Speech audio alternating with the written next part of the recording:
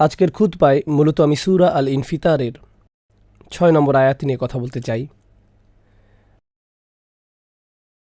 যেহেতু এই আয়াত নিয়ে কথা বলছি, সর্বপ্রথম সূরার কোন জায়গায় এটি এসেছে তার উপর কিছুটা আলোকপাত করতে চাই। বিষয়টা খুব গুরুত্বপূর্ণ। আমাদেরকে শুধু এটা জানলে হবে না যে আল্লাহ কোনো কথা বলেছেন, বরং কোন প্রেক্ষাপটে তিনি কথাটি বলেছেন তাও জানতে হবে। যেমন কারো বক্তব্যের মাঝখান থেকে যদি একটা কথা তুলে নেন, ভুল বোঝার সম্ভাবনা আছে। তিনি এর আগে কি কথা বলেছিলেন, কোন বিষয়ে কথা বলছিলেন, এগুলো বিবেচনায় নিলে কথাটি দ্বারা হয়তো সম্পূর্ণ ভিন্ন একটা অর্থ প্রকাশ পাবে। তো এই সূরা শুরু হয়েছে বিচার দিবসের চিত্র নিয়ে, যখন আকাশ বিদীর্ণ হবে, যখন তারকাগুলো বিক্ষিপ্ত হয়ে ঝরে পড়বে এবং তাদের আলো হারিয়ে ফেলবে, আর সেগুলো বিক্ষিপ্তভাবে পতিত হবে।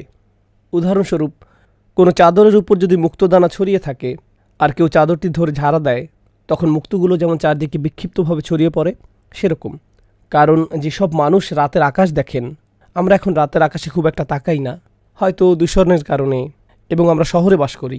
আমরা আগের দিনের মতো এখন আর তারা দেখে পথ ঠিক করি না। কিন্তু অতীতে যারা মরুভূমিতে পথ চলত, তাদেরকে দিক নির্ণয় করতে হতো দিনের বেলা সূর্য দেখে অথবা রাতের বেলা তারা দেখে। যারা সমুদ্র অভিযানে বের হতো, তাদেরকেও এভাবে দিক নির্ণয় করতে হতো। তারা আকাশে তারা দেখে পথের দিশা পেত। আল্লাহ কোরআনেও এই ব্যাপারটা নিয়ে কথা বলেছেন যে তারকামণ্ডলী হলো মানুষের নেভিগেশন সিস্টেম। বর্তমানেও যদি পাইলটদের নেভিগেশন সিস্টেম নষ্ট হয়ে যায়, তাদেরকে এখনও তারকা দেখে পথ নির্ণয় করতে হয়। আপনি নেভিগেশনের জন্য তারকার উপর নির্ভর করতে পারেন, কারণ তারকাগুলো একটা নির্দিষ্ট জায়গায় থাকে। ঠিক যেমন সূর্যকেও আমরা একই দিকে উদিত হতে এবং একই দিকে অস্ত যেতে দেখি। পূর্ব দিক থেকে এর উদিত হওয়া স্থায়ী। সূর্যের উদিত হওয়ার দিকে তাকিয়ে আপনি কখনো বলবেন না এটা কি উত্তর দিক নাকি দক্ষিণ দিক, কারণ দিকগুলো স্থিরকৃত। তাহলে দিক নির্ণয়ের জ্ঞান আমরা মূলত আকাশ থেকে পাই। আর সেই দিন গোটা আকাশটাকে বিদীর্ণ করে দেয়া হবে। আর পৃথিবীর কথা কি বলবেন? তারকাগুলো যেগুলোকে নির্দিষ্ট জায়গায় দেখা যেত, সেদিন দেখা যাবে এগুলো বিক্ষিপ্ত হয়ে ঝরে পড়ছে। ওয়া ইযাল কাওয়াকিবু ইনতাসারাত, যখন নক্ষত্রগুলো ঝরে পড়বে। এরপর সেদিন সাগরসমূহ বিস্ফোরিত হবে। ফুজ্জিরাত, যখন মহাসাগরগুলোকে বিস্ফোরিত করা হবে। আমরা সুনামি বা এমন দুর্যোগের কথা জানি, কিন্তু এই বর্ণনাটা আসলে ফুটন্ত পানির বর্ণনার সাথে বেশি মানানসই, যেখানে তীব্র তাপে পানি ফুটছে আর পাতিল থেকে উপচে পড়ছে। ওয়া ইযাল কুবুরু বু'সিরাত, বা'সারা আসলে খুব ইন্টারেস্টিং একটা শব্দ। বা'সা এবং আসারা, এই শব্দ দুইটা মিলে এসেছে বা'সারা। আর যখন কবরগুলো উন্মোচিত হবে, যেমন একটা বড় ব্যাগ ভর্তি বাচ্চাদের খেলনার কথা ধরুন, অনেকগুলো লেগোর টুকরো ব্যাগের ভেতর হাত ঢুকিয়ে নির্দিষ্ট একটি লেগো খুঁজতে লাগলেন। খুঁজতে গিয়ে সবগুলো ওলটপালট করে ফেলেছেন। অনেক সময় মানুষের অগোছালো ব্যাগ থাকে বা অগোছালো পার্স থাকে। আমার ফোনটা আমি কোথায় রাখলাম, চাবি কোথায় রাখলাম, আর সে ব্যাগের ভিতরে তন্ন তন্ন করে খুঁজতে লাগলো।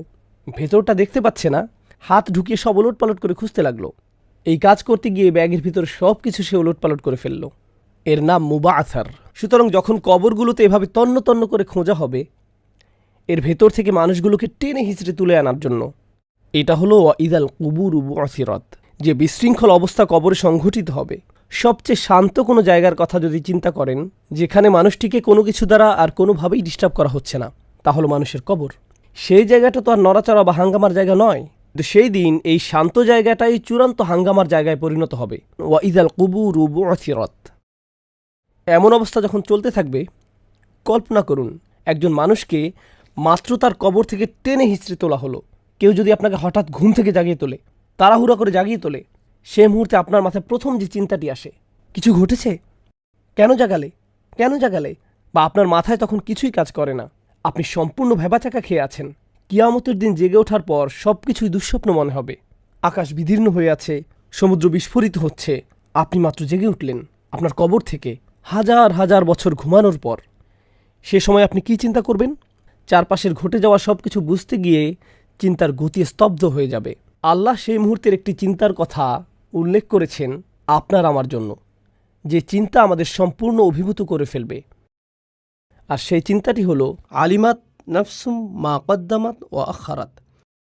তখন প্রত্যেকে জেনে নিবে সে কি আগে পাঠিয়েছিল আর কি পেছনে ছেড়ে এসেছিল। আরবি ভাষার ছাত্রছাত্রীরা জানেন তাকদিম এবং তাখির, মুকদ্দাম এবং মুআখার। তাদের জীবনে তারা কোন বিষয়টাকে মুকদ্দাম বানিয়েছিল এবং কোন বিষয়টাকে মুআখার বানিয়েছিল। কোন ব্যাপারটাকে তারা সামনে রেখেছিল এবং কোন ব্যাপারটাকে তারা পেছনে রেখেছিল।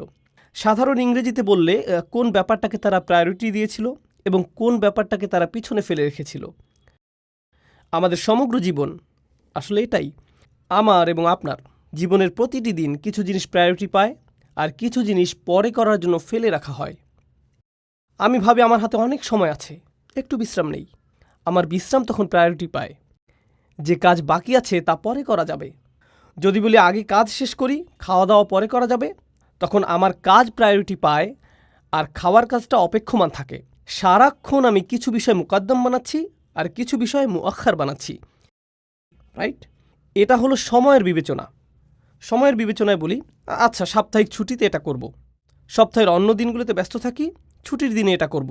তাহলে আপনার চাকরি হয়ে গেল মুকদ্দম আর অন্য যে কাজ পরে করবেন সেটা হয়ে গেল মুআখার। সেই দিন চারপাশের ভয়ঙ্কর সব ব্যাপারের মাঝে আপনি শুধু একটি ব্যাপার নিয়ে চিন্তায় থাকবেন, কোন জিনিসটাকে সামনে রেখেছিলেন আর কোন জিনিসটাকে পেছনে রেখেছিলেন। কিন্তু এর দ্বারা অন্য কিছু বোঝায়। সেই দিন আপনি উপলব্ধি করব কোন কাজটা আসলেই বেশি গুরুত্বপূর্ণ ছিল আর কোন কাজটা ছিল কম গুরুত্বপূর্ণ। স্পষ্টতই যেটা সামনে রাখেন সেটা আপনার কাছে বেশি গুরুত্বপূর্ণ। আমাকে অমুক কাজটি আগে করতে হবে কারণ এটা আমার কাছে বেশি গুরুত্বপূর্ণ। এই মুহূর্তে এই কাজটা আমাকে করতেই হবে। সুতরাং আয়াতের উক্ত কথাটি এ সম্পর্কেও যে লোকটি সেই দিন উপলব্ধি করবে তার সমগ্র জীবন কোন কাজগুলোকে তার নিকট বেশি গুরুত্বপূর্ণ হিসেবে তুলে ধরেছে এবং তার সমগ্র জীবন কোন কাজগুলোকে তার নিকট কম গুরুত্বপূর্ণ হিসেবে তুলে ধরেছে। কোনটা বেশি গুরুত্বপূর্ণ ছিল আর কোনটা কম গুরুত্বপূর্ণ ছিল, কোনটা নিয়ে তার চিন্তা করা উচিত ছিল আর কোনটা নিয়ে তার চিন্তা করার দরকার ছিল না। যে কোনো সিদ্ধান্ত নেওয়ার পূর্বে কিছু কিছু ব্যাপার নিয়ে আমাদের চিন্তা ভাবনা করতে হয়। আর সহজ একটা উদাহরণ নিন, যেমন আহার করা। একজন মুসলিমের জন্য প্রথম চিন্তা হলো খাবারটা কি হালাল। আপনি হয়তো আরও কিছু ব্যাপার নিয়েও ভাবতে পারেন, আমার খাদ্যাভ্যাসের সাথে এটা যায় তো, আহার করার এটা ভালো সময় তো, এটা কি বেশি দামি, যাই হোক। কিন্তু আমার আপনার জন্য সবচেয়ে বড় ব্যাপার হলো এই খাদ্য আহার করার অনুমতি আছে কি নেই, হালাল নাকি হারাম, এটা এক নম্বর। কেউ একজন বলতে পারে কিন্তু খাবারটা আসলে দারুণ সুস্বাদু, তো তার কাছে হালাল হারাম মুখ্য বিষয় নয়, তার নিকট এটা মুআখার। আর স্বাদ হয়ে গেল মুকদ্দম। স্বাদ হয়ে গেল মুকদ্দম। হতে পারে এই খাদ্যের স্বাস্থ্যগত ভালো কোনো উপকার নেই, কিন্তু স্বাদ অসাধারণ, তো স্বাদ হয়ে গেল মুকদ্দম আর স্বাস্থ্যগত উপকার বা ক্ষতি হয়ে গেল মুআখার। এটা তাকদিম এবং তাখির। এটা নিয়েই আমি এখানে কথা বলছি, কোনটা বেশি গুরুত্বপূর্ণ ছিল আর কোনটা কম গুরুত্বপূর্ণ ছিল। এখন প্রশ্ন হলো, বিচার দিবসে একজন লোক কবর থেকে বের হওয়ার সাথে সাথে কেন এই প্রশ্ন গুরুত্বপূর্ণ হয়ে দেখা দিবে? তাকে মাত্র কবর থেকে তোলা হলো, সেই মুহূর্তে সে যে উপলব্ধি করবে কোন কাজটাকে আমি গুরুত্ব দিয়েছি আর কোন কাজটাকে আমি গুরুত্ব প্রদান করিনি। এই আয়াতের মাধ্যমে আল্লাহ আমাকে আপনাকে বলছেন, আমাদের জীবনে এমন অসংখ্য মুহূর্ত এসেছিল যখন আমার আল্লাহকে গুরুত্ব দেওয়ার কথা ছিল, অন্য কাউকে নয়, আমার নিজেকে নয়, আমার অনুভূতিকে নয়, আমার লোভকে নয়, অন্য একজনের অনুভূতিকে নয়, অন্য একজনের মতামতকে নয়, আমার চাহিদাকে না, তাদের চাহিদাকে নয়, আল্লাহ যেটা চান সেটা। কিন্তু আমি অন্য কিছুকে বাছাই করেছি, আমি অন্য কিছুকে মুকদ্দম বানিয়েছি, আমি অন্য একজনকে প্রাধান্য দিয়েছি বা অন্য কিছুকে প্রাধান্য দিয়েছি, বা আমি আমার নিজেকে প্রাধান্য দিয়েছি। অন্য কিছু বেশি গুরুত্বপূর্ণ হয়ে গিয়েছিল। জানেন, আমরা যতই নিজেদের এই বলে বুঝ দিই না কেন যে এতে কোনো সমস্যা নেই, আমরা তখন আসলে নিজেদের সাথে মিথ্যে বলছি। বাস্তবতা হলো আল্লাহ এবং তার রসুল সাল্লাল্লাহু আলাইহি সাল্লাম যখন আমাদের কিছু বলেন, যখন তারা আমাদের বলেন অমুক কাজটি করা ভুল, যখন তারা আমাদের বলেন অমুক কাজটি করা বাধ্যতামূলক, তোমাকে এভাবে এটা করতে হবে, তারা এমনটা করছেন কারণ তারা আমাদের ভালো চান। আল্লাহ আমার ভালো চান এবং রসুল সাল্লাল্লাহু আলাইহি সাল্লাম আমার জন্য বেশি ভালো চান, এমনকি আমি আমার জন্য যত ভালো চাইতে পারবো তার চেয়েও। রসুল সাল্লাল্লাহু আলাইহি সাল্লাম নিজেকে এমন একজন হিসেবে বর্ণনা করতেন যিনি, জানেন তো, পতঙ্গ পোকামাকড় বাতি দেখলে কি করে, তারা তার উপর ঝাঁপিয়ে পড়ে, তারা আগুনে ঝাঁপিয়ে পড়ে, আর আপনি তাদেরকে হাত নেড়ে তাড়িয়ে দিতে চান, রাইট? এখন তো বাজারে মশা ধরার লাইটও পাওয়া যায়। প্রতিবার কোনো মশা এতে উড়ে এসে পড়ল, খটাস করে আপনি শব্দ শুনতে পান, রাইট? আমাদের রসুল সাল্লাল্লাহু আলাইহি সাল্লাম এরকম একটি উপমা দিয়েছেন। আর আমাদের যখন তাড়িয়ে দেওয়ার চেষ্টা করা হয় তখন আমরা বলি, আপনি কেন আমাকে কিছুই করতে দেন না, আমার জীবনটা কেন এত কঠিন করে তুলছেন, এত কঠিন কেন আপনি, আমাকে কেন পড়তে দেন না? আমাদের নিজেদের কাছে যেটাকে বেশি গুরুত্বপূর্ণ মনে হয় সেটা নিয়ে আমরা এতটাই বিভ্রান্ত। আর সেই দিন যখন সব কিছু উলটপালট হয়ে যাবে, আকাশ উলটপালট হয়ে যাবে, কবর উলটপালট হয়ে যাবে, সমুদ্র উলটপালট হয়ে যাবে, সেই মুহূর্তে শুধু একটি জিনিস ঠিক থাকবে, আর তা হলো আমাদের চিন্তা। এখন সব কিছু সঠিক নিয়মে আছে, কিন্তু আমাদের চিন্তাভাবনা উল্টো হয়ে গেছে। আর বিচারের দিন সব কিছু উল্টে যাবে, কিন্তু আমাদের চিন্তা সঠিকভাবে পুনর্বিন্যাস লাভ করবে। এখন আমি জানি কোনটাকে আসলে বেশি গুরুত্ব দেওয়া উচিত ছিল আর কোনটাকে ফেলে রেখেছিলাম। আজ আমার আলোচনার বিষয় আসলে এই আয়াত নয়। যে আয়াত নিয়ে কথা বলতে চাই তা হলো পরের আয়াত, ইয়া আইয়ুহাল ইনসান মা গাররাকা বিরব্বিকাল কারীম। হে মানুষ, ইয়া আইয়ুহাল ইনসান, হে মানুষ। প্রসঙ্গত, ইনসান দুটি জিনিসের সমন্বয়ে গঠিত।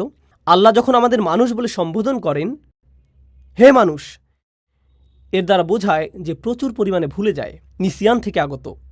ও ভুলমনা সৃষ্টি, এভাবেই আল্লাহ আমাদের সম্বোধন করছেন। শব্দটি নিয়ে অন্যভাবেও চিন্তা করা যায়।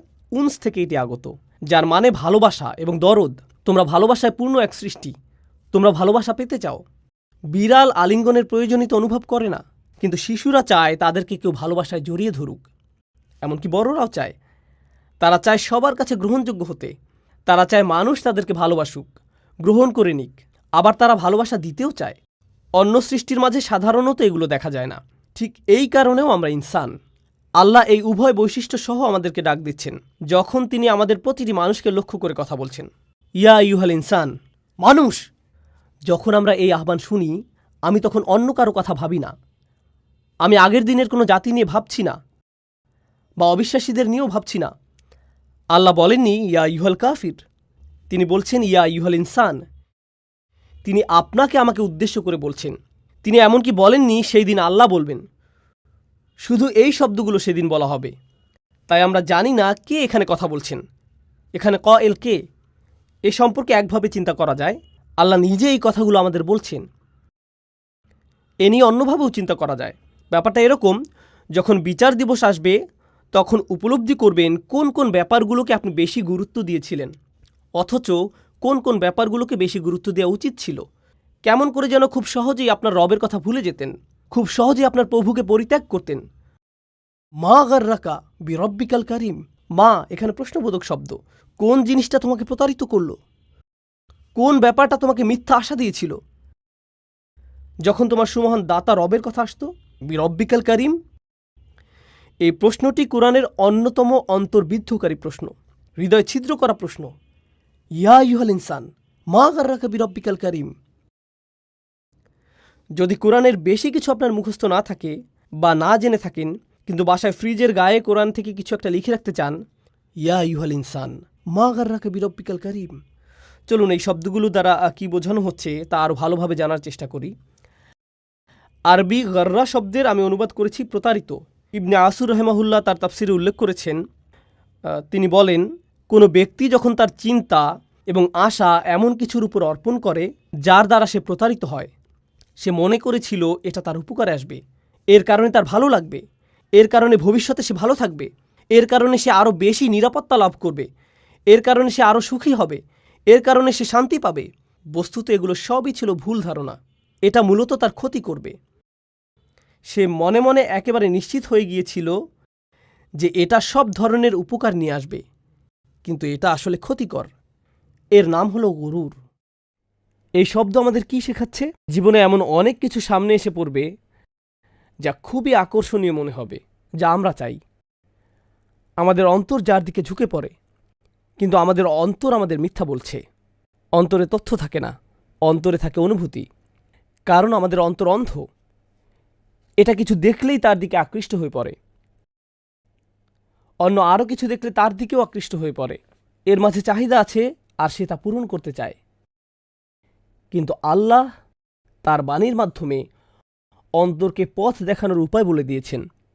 এটা অন্তরকে ভালো মন্দ দেখিয়ে দেয়। এটা অন্তরকে চিন্তা করতে শেখায়। আপনার অনুভূতিগুলোর কোনো দোষ নেই, কিন্তু যেদিকে এদের চালাচ্ছেন তা হয়তো ঠিক নেই। আমাদের অনুভূতিগুলো আল্লাহ প্রদত্ত। আপনি যা যা কামনা করেন আপনার তা কামনা করার কথা, কিন্তু যে পথে এই কামনাগুলো পূরণ করতে চাচ্ছেন আপনি নিজেকে প্রতারিত করছেন, মনে করছেন এতে শান্তি পাবেন। আর আল্লাহ যেভাবে আপনাকে পথ দেখান এটা এড়িয়ে চলার পথ। আর তিনি যখন চান আমরা যেন হারাম এড়িয়ে চলি, তা শুধু এই কারণেই যে আমরা নিজেদেরকেই কষ্ট দিব, অন্য কাউকে নয়। প্রথম শিকার আমি নিজেই হব, আমি নিজে, অন্য কেউ নয়। পাপ করার কারণে সবার আগে আমিই ক্ষতির সম্মুখীন হব। আর শয়তান এসে কি বলে? সে বলে, তুমি নিজের প্রতি এত কঠোর কেন, এত হুজুর কেন তুমি, এত ইসলামিক কেন তুমি, তোমাকে এমন হতে হবে না। আর আমি নিজেই নিজেকে বলবো কিয়ামতের দিন, ইয়া আল্লাহ, আপনি আমাকে শিখিয়েছিলেন কোনটা সবার আগে গুরুত্ব দিতে হবে, আপনি জানিয়েছিলেন কোনটাকে পরেও করা যাবে, কিন্তু আমি আপনার কথা শুনিনি, কারণ আমি বারবার আপনার কথা ভুলে যেতাম। প্রথমত আমি ভুল জিনিস দ্বারা প্রতারিত হয়েছি, দ্বিতীয়ত আমি ভুলে গিয়েছিলাম আপনি আমার কে, বিরব্বিকাল করিম। কোন জিনিসটা তোমাকে তোমার সুমহান দাতা রব সম্পর্কে প্রতারিত করল? আরবি কারিম শব্দটি খুবই সুন্দর, আকর্ষণীয় এক শব্দ। এর দ্বারা এমন সব জিনিসের বর্ণনা দেওয়া হয় যেটা অতীব চমৎকার, অভিজাত এবং মনোহর। তাই যে ঘোড়ার সবচেয়ে বেশি রেশমি চুল আছে, যার গায়ের রং সবচেয়ে সুন্দর এবং স্বাস্থ্যকর শরীর আছে, আরবীয় ঘোড়া, সত্যিকারের আরবীয় ঘোড়াকে তারা কারাম বলে অভিহিত করত। এই শব্দকে সম্বন্ধযুক্ত করা হয় গুপ্তধনের সাথে। এই শব্দকে আরও সম্বন্ধযুক্ত করা হয় স্বর্ণের নেকলেসের সাথে, যে নেকলেস খুব দামি স্বর্ণ দিয়ে তৈরি করা হয়, এটাকেও কারাম এবং কির্ম বলে। সকল সুন্দর জিনিসের সাথে এই শব্দকে সম্পর্কযুক্ত করা হয়, সকল অভিজাত জিনিসের সাথে, সকল হাই ক্লাসের জিনিসের সাথে, সকল কোয়ালিটি সম্পন্ন জিনিসের সাথে। এরপর অর্থটি আরও সম্প্রসারিত হয়ে দানশীলতার সাথে যুক্ত হতে শুরু করল। তাই তারা রসুল সাল্লাল্লাহু আলাইহি সাল্লামকে বর্ণনা করত করিমুন ইবনে করিম, তিনি আমাদের প্রতি উদার হবেন, অভিজাত বাবার অভিজাত সন্তান। অভিজাত মানে তিনি আমাদের প্রতি দানশীল হবেন। আল্লাহ স্বয়ং এতই মহান, উদার এবং দানশীল যে আমরা তাকে ভুলে গেলেও তিনি আমাদের সাথে দয়ালু আচরণ করেন। আমরা অন্য কিছুকে প্রায়োরিটি বানালেও তিনি আমাদের সাথে দয়ালু আচরণ করেন। আমরা নিজেদের জীবনে তার বিধিবিধানকে তুচ্ছ তাচ্ছিল্য করলেও আমরা এমনভাবে আচরণ করি যেন এগুলোর অস্তিত্ব নেই। আমরা এমনভাবে আচরণ করি যেন এগুলো মান্য বা অমান্য করতে কিছু যায় আসে না। তবুও এর বিনিময়ে তিনি আমাদেরকে সাথে সাথে অপমানিত করেন না। তিনি আমাদেরকে মানবতার সামনে অপমানিত করেন না, তিনি এমনটা করেন না। তিনি মর্যাদাপূর্ণ উপায়ে আমাদের সাথে আচরণ করেন। তিনি আমাদের প্রতি করিম। তিনি সব সময় এমন ছিলেন। আমি মোটেই তার অনুগ্রহের কোনো বিনিময় প্রদান করি না, বারবার তাকে অগ্রাহ্য করি এবং তিনি যা করতে বলছেন সেটা অগ্রাহ্য করি। আমি দ্বিতীয়বার এটা নিয়ে আর চিন্তাও করি না। আমি ধরে নিয়েছি আল্লাহ শুধু দিয়েই যাবেন। তিনি সব সময় আমার যত্ন নিয়ে আসছেন, তিনি বুঝেন, এটা কোনো ব্যাপার না। কিন্তু শেষ বিচারের দিন আমি বলবো না আল্লাহ বুঝেন। সেই দিন আমি কপাল চাপড়িয়ে বলতে থাকব, হায় কি করলাম আমি। আলিমাত নাফসুম মা কদ্দামাত ও আখারাত। হে মানুষ, কিসে তোমাকে তোমার মহানুভব প্রভু সম্পর্কে বিভ্রান্ত করল? এরপর তিনি কিভাবে মহানুভব? আল্লাযী খলাকাকা ফাসাওয়াকা ফাআদালাক ফি আইয়ি সূরাতিন মা শাআ রাক্কাবাক। যিনি তোমাকে সৃষ্টি করেছেন, অতঃপর তোমাকে ভারসাম্যপূর্ণ করেছেন যেন তুমি দুই পায়ে হাঁটতে পারো। তিনি তোমাকে ভালো মন্দের পার্থক্য করার যোগ্যতা দিয়েছেন। মানুষ হিসেবে তিনি তোমাকে ভারসাম্যপূর্ণ করেছেন। ফাসাওয়াকা, তিনি তোমাকে সুঠাম করেছেন, তোমাকে ব্যালেন্সড, ন্যায়পরায়ণ এবং সুন্দর আকৃতিতে সৃষ্টি করেছেন। ফি আইয়ি সূরাতিন মা শাআ রাক্কাবাক, তিনি তোমার জীবনকে ধাপে ধাপে এগিয়ে নিয়েছেন। এগুলো তার ডিজাইন। কিন্তু এই সবগুলো ক্ষেত্রে আমাকে দিয়ে যত দুঃসাহসিক কাজ তিনি করিয়েছেন, যত কঠিন সময় তিনি আমাকে ফেলেছেন, যত পরীক্ষায় তিনি আমাকে অবতীর্ণ করেছেন, যত মানুষ আমার জীবনে এসেছে, যত মানুষ আমার জীবন থেকে হারিয়ে গিয়েছে, এই প্রতিটি ক্ষেত্রে আল্লাহ আমাকে একটি ভ্রমণের ভিতর দিয়ে এগিয়ে নিয়েছেন। সকল ক্ষেত্রে আমাকে দেখতে হয়েছিল কোন কাজটা বেশি অগ্রাধিকার পাওয়ার যোগ্য ছিল আর কোনটা ছিল না। কখনো কখনো আপনি আল্লাহকে ভুলে যান। তখন কোনো এক ব্যক্তি হয়তো আপনার প্রায়োরিটি হয়ে যায়। তখন আপনার নিজের আরামায়েশ আপনার কাছে প্রায়োরিটি পায়। খুব সহজেই আমরা ভুলে যাই, বারবার। সর্বশেষ যে কথাটি শেয়ার করতে চাই, এখানে কি বলা হচ্ছে এই ব্যাপারটা ব্যাখ্যা করার জন্য আসন্ন উদাহরণটি আমি আগেও ব্যবহার করেছি, কারণ আমি শিক্ষকতা পেশার সাথে জড়িত। যদি কোনো শিক্ষক ক্লাসে এসে ছাত্রদের কোনোদিন শাসন না করেন, কখনো না, তিনি শুধু ক্লাসে আসেন আর দেখেন যে কিছু বাচ্চারা নিজেদের ডেস্কের উপর লিখছে, অন্যদিকে একজন আরেকজনের গালের উপর কিছু একটা আঁকছে। ক্লাসের আরেক প্রান্তে এক গ্রুপ একে অন্যের দিকে বই ছুঁড়ে মারছে, আরেকজন এদিক ওদিক পেন্সিল ছুঁড়ে মারছে। আর শিক্ষক সব সময় ভালো স্যার, সব সময় কৌতুক বলে বাচ্চাদের হাসান, কাউকে কোনোদিন বকাঝকা করেন না, ভদ্রভাবে বসতে বলেন। হেই, তোমরা কি একটু বসবে সবাই?